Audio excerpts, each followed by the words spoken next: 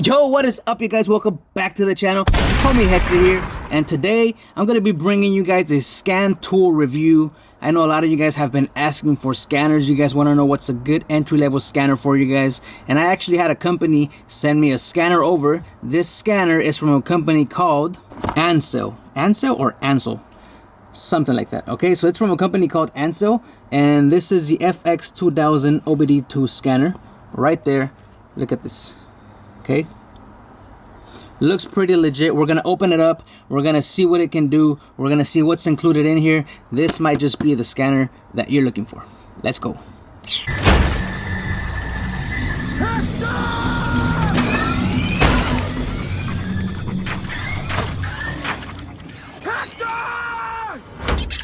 Alright, so we're going to open this one up and we're going to see what's in here. This one, they just sent it over to me. They want me to review it. They want me to use it, see how I like it, tell them how they can improve and whatnot, you know. So right out of the box, this is what it looks like.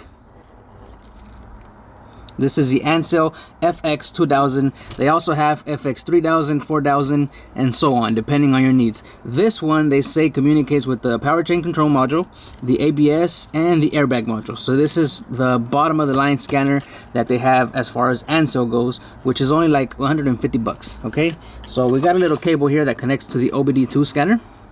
So it's not a Bluetooth scanner. You gotta have it connected to the car. Comes with this little chingadera, this little micro SD card adapter. I guess it's to save data and transfer it over to your laptop. So there's that, and then here is the scanner itself. The scanner itself is yay big. You can see my camera right there. Okay, so the scanner is this big. Looks like a little Nintendo Switch, just about, maybe like a 3x7 inch. Okay, pretty good. Feels good in the hand. Doesn't feel like that cheap plastic chingadera that they tried to send me the other day. But this one is from a company called Ansell. Never heard of them. We're gonna try it out and see what this scanner can do. Okay, so I wish the cord was a little longer right out of the box, you know, because if you gotta go under the hood, this cord will not reach. This is only, what I say, 3-4 feet long. So if they can make this 6, 7, 8, 9, 10 feet long, so you can walk around the car with the scanner, maybe you got to do some tests under the hood and you got to have the scanner over there, or just make it a Bluetooth. Nowadays, a lot of scanners are actually Bluetooth, so you can carry this around. Just put your little chingadera down here and walk out with this. All right, so we're gonna connect it. We're actually working on a 2006 Toyota 4Runner, and customers complaining of his car not passing smog. So he said he took it to a shop or some mechanic. They told him that he had a catalytic converter that was bad, and because of that he can't pass smog. So we're gonna see if this scanner can help us out in figuring out whether this car can pass smog or not. All right, so I'm just gonna hook up and we're gonna go straight into OBD2 mode. I'll show you guys the vehicles that it can connect to and everything else, but for today's demonstration, we're just gonna go straight into global OBD so we can jump right into this demo. All right guys, so here it is. I got the key on, got the scanner hooked up right here, and this is what it looks like right away. So we got diagnose, we got settings, and we got help. Okay, now we can go left and right. We got this button right here that's enter, and then we got this one that's cancel. So no, yes, up, down, left, right, and then we got this other chingadera right here. Okay, so right off the bat, the buttons feel good. They feel pretty, they don't feel all plasticky, you know, they don't feel like cheap. So we're gonna go straight into diagnose. I'm gonna hit enter. And we got OBD, we got scan, and we got review. Okay, so we're gonna go into scan, and here's all the cars that we can connect to. We got Acura, Audi, Ford, and I'll just go down this list, and then you guys can see what the scanner can connect to, and maybe it's a scanner for you. Okay, so I'm looking for Toyota, and we have it right here. All right, so let me see if I can connect to this Toyota. And V11.01. Okay. So here we go. Japan, North America, or other area. I am in California, so North America it is. Right there. 0% on the hints. Okay. This scanner's right away, guys. This scanner is pretty fast. Alright, so we got automatic and manual select. I'm gonna go automatic. You guys know that I always go automatic if you've been following me for a while. So it's connecting with different modules right there. So we got the engine and ECT, and we got the SRS airbag. So for today, we're gonna go into the engine, and we're gonna read fault data. And right away, look, no DTCs. Okay, we're gonna go to read current data, which I believe this is the live data right here. Okay, so we got primary engine control, we got some PTRL general. What's PTRL? Petrol or powertrain something? Anyways, they got a bunch of pits. So right here on the bottom you can see that there's 11 out of 38 options, and they give you a bunch of options that you can pick. Okay, so I don't know why I would need diesel if this is not a diesel, but anyways, we're gonna go back and I'm gonna go into primary just to see what's there. And what I'm looking for is oxygen sensors, and I want to see if I can graph them, and this way I can look at them and see if there's anything wrong with this catalytic converter on this 2006 Toyota 4Runner. So right here, 1 through 4 out of 61.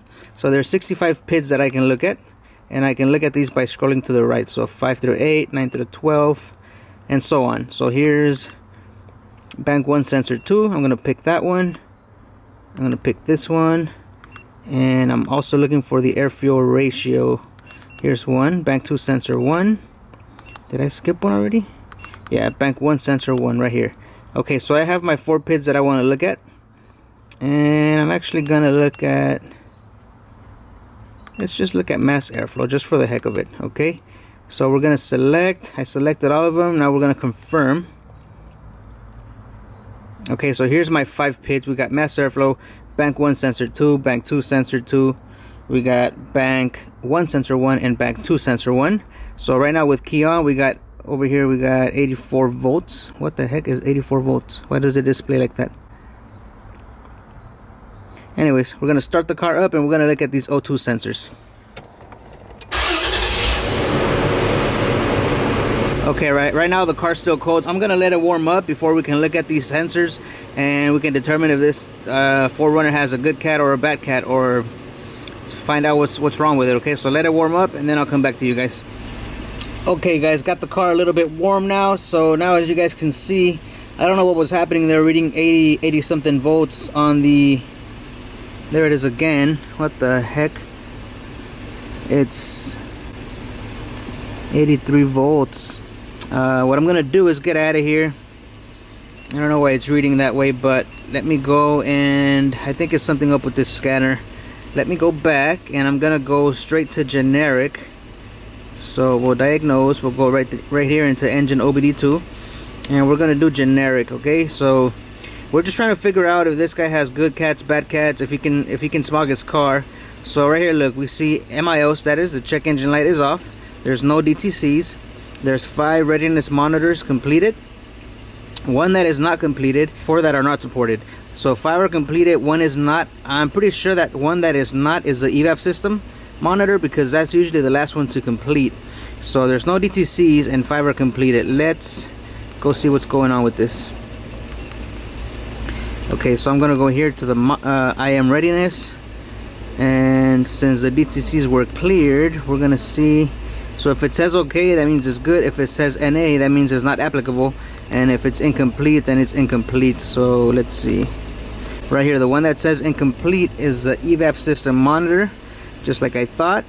Now look over here, this catalyst monitor right here, it says okay. So if that catalyst monitor is complete, there's no fault detected and there's no check engine light. So this car can go right now, get a smog, and it will pass. Even with this one evap monitor incomplete, I don't know where you guys are at, but here in California, if you take it like this, they will pass smog for you. Okay, so I still want to look at the O2s. So I'm gonna go to data stream, and here we have view graphic items. I just want to view, I want to select the O2s, and then we'll see if we can put them on a graph and try to see what they look like. So I want to, let me see, where's my O2s? Output voltage right here, bank 1 sensor 2. This takes a little bit of getting used to because it's different than what I always use, but for you guys entry-level techs, do-it-yourselfers at home, this is a pretty good scanner for you guys to start with. So here we go. I got my 4 oxygen sensors.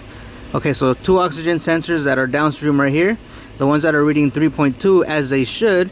These are the air fuel ratio sensors. Okay, so these 2 air fuel ratio, they are before the cat, and then these 2 are after the cat. So they're reading about 600 They're kind of oscillating right now. So they're stuck. No, they're pretty steady around 600, 700. They do go down a little bit and then they go back up. So I want to see if I can graph them, and I want to see what they look like. So I can't go graphing from here. They should just have an option to hit graph, and this way I can go straight to graphing these 4 PIDs, but I gotta get back out of here. There it was.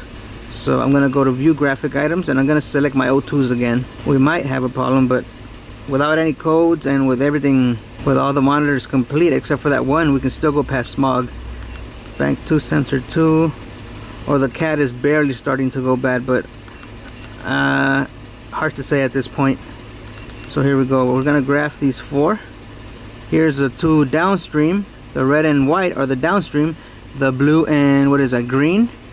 Those are the upstream, and these are the air fuel ratio sensors. So let me give it a little gas and see how these react.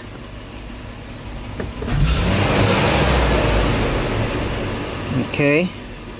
So there it is. I gave it a little gas, and this is what the graph looks like. It's actually a pretty clean graph. I mean, for this little $150 scanner, not bad. Now, is there a way that I can zoom into this graph? Doesn't look like it. So look, the downstreams are steady, like around 740. That's pretty good. And the upstreams are reading steady at 3.3. That's how air fuel ratio sensors work. So we're just looking at the graph right now, and it looks, if I can zoom into this graph, it would be a lot better, but I don't see an option for that. So we're just gonna watch this for a little bit, but right now, looking at these numbers, it does not look like we have a bad catalytic converter.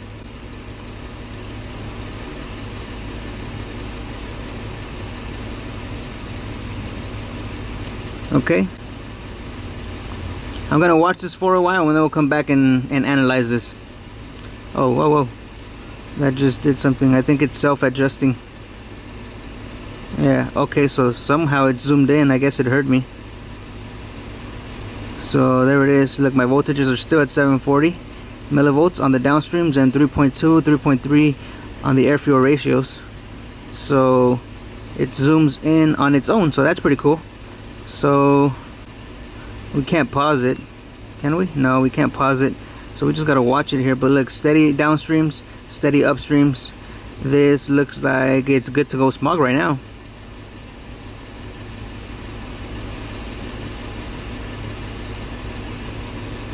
Okay, I think that's gonna be enough for this one. Boom, there you have it, guys. Quick little diagnostic, so to speak, on this 2006 Toyota 4Runner using this little Ansel scanner that they sent me. Check that out right there. Boom. Okay, so if you guys are looking for a scanner for the do-it-yourselfer, for entry-level techs, this right here, I would recommend it. I give it like a 7 out of 10, just because there was a couple things that I wasn't happy with, but this is my first time trying it out, so we're gonna try it out on some other cars as time goes by. But right out of the box, trying it out on this car, looking at the graphs, I kind of like it. I like how it feels. I like the size of it. It's not big, it's not bulky. The only thing is the cord wasn't long enough. It's a 4-foot cord. If they can make it like 8 or 10 feet so I can reach the engine bay if necessary, that would be good. The graphs, they zoom in on their own. That's pretty cool. The way the PIDs are displayed and everything, I don't know why they have so many like options as far as diesel and all that, if you guys saw that, but it is what it is. You know, it's probably just gonna take a little bit of getting used to, but we're gonna mess with it. I'll probably end up giving this scanner away. Hopefully somebody that needs it and is new in the field can put this to good use. I kind of like it. I'm gonna mess with it with a couple more cars, but it's probably gonna be part of a giveaway in the near future. So make sure you subscribe, make sure you hit that little notification bell. And speaking of giveaways, I did a giveaway last video. I chose a winner, and that winner has not gotten a hold of me. So if he doesn't get a hold of me in the next couple days, I'm gonna be choosing another winner. So if you guys can go back one video and let him know that he won. If not, I'm gonna be choosing another winner in the next video, okay? So stay tuned for more giveaways. Subscribe to the channel if you're new. Thanks for watching again, and if you're looking for a scanner, I'm going to put links down in the description for this one and the older brothers and sisters, which are the FX 3000, 4000, 5000 and whatnot. Thank you guys so much for watching. I'll see you on the next one. Peace out.